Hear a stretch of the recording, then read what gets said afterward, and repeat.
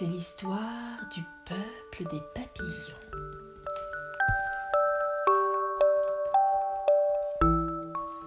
Lucien était une chenille. Comme toutes les chenilles, il se déplaçait lentement, agitant ses toutes petites pattes, avançant centimètre par centimètre. Lucien aurait bien voulu aller plus vite. « Je me traîne, se disait-il. Malgré tous mes efforts, je ne peux pas aller bien loin. » Car Lucien rêvait de voyages et de grands espaces. Souvent, il s'arrêtait sous un buisson et regardait avec envie voler les papillons. « Quelle chance vous avez de voler ainsi de fleur en fleur, d'aller où bon vous semble avec une telle facilité, alors que moi... » Un papillon vint se poser à ses côtés. « Ne te fais pas de soucis, mon ami. Un jour, toi aussi, tu te transformeras en papillon. Tu le sais bien. »« Oui, mais quand ?» répondit Lucien. « On me dit cela depuis bien longtemps déjà. Mais en attendant, il ne se passe rien. Je finis par croire que je resterai une chenille pour toujours. » Et Lucien prit un air résigné. Le papillon sourit. Il savait bien que Lucien deviendrait aussi un des leurs, mais seulement quand il serait prêt. Quand il observait les papillons, Lucien enviait également leur beauté. « Vous êtes tellement magnifiques, leur disait-il, et il l'était.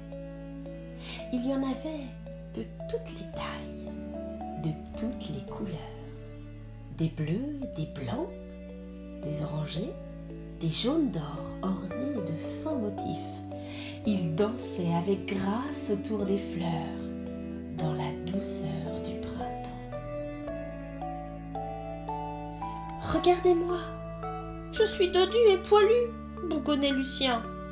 Je ne suis pas bien beau à voir. » « Mais non, lui répétaient les papillons, ne sois pas triste, car ton chagrin t'empêche de voir qu'au fond de toi, tu es magnifique, tout autant que nous. » Mais Lucien n'écoutait pas vraiment.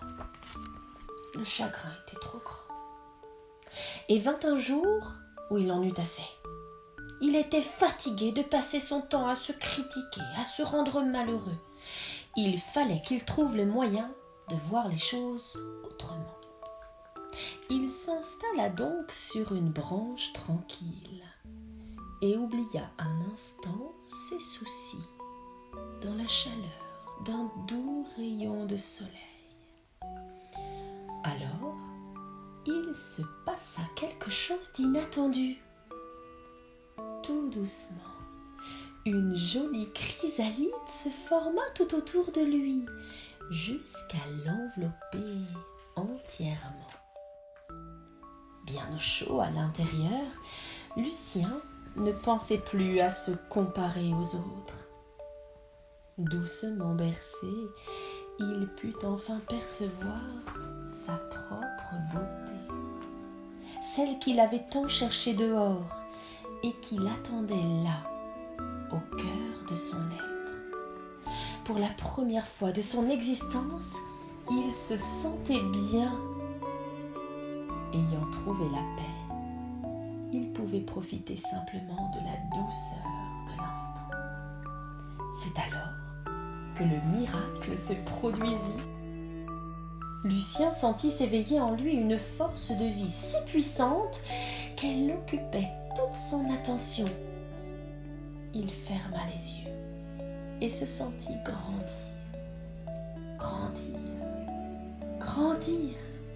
Dans un élan de liberté, deux grandes ailes aux couleurs éclatantes se déployèrent dans son dos. Son cœur s'emplit de reconnaissance. Enfin, il était devenu papillon. Il s'envola avec légèreté, laissant la douceur de l'air caresser ses ailes frémissantes. Il se plongea avec ravissement dans les fleurs qui croisaient son chemin et se remplit de parfums et de couleurs. il était heureux. Ce jour-là, le peuple des papillons vit arriver un frère sublime. Un des plus beaux papillons qu'on ait vus depuis longtemps. Il était aussi grand qu'une main d'homme et ses ailes multicolores étaient ornées de 2 yeux bleus. Tous l'avaient reconnu. C'était Lucien. Un jour qu'il jouait, majestueux et splendide, à tourbillonner dans les airs, Lucien aperçut sur le sol une petite masse grise qui le regardait d'un air envieux. Il s'approcha. C'était une petite chenille. Il alla se poser à côté d'elle et écouta ses pleurs. Comme il la comprenait, il la regarda avec tendresse. « Ne te fais pas de soucis, mon ami. Toi aussi, tu te transformeras en papillon. Tu le sais bien, au fond de toi. » Mais la petite chenille ne le croyait pas vraiment. Pas encore. Lucien lui sourit. Il savait qu'un beau jour, elle laisserait aller ses doutes et ses peurs, et qu'alors, elle aussi deviendrait le magnifique papillon qui se cachait au fond d'elle-même.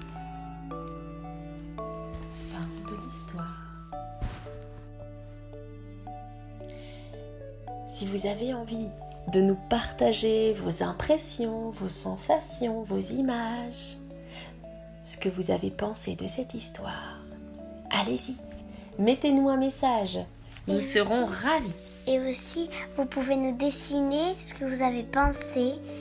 Et vous pouvez dessiner sur un dessin et nous l'envoyer avec grand plaisir.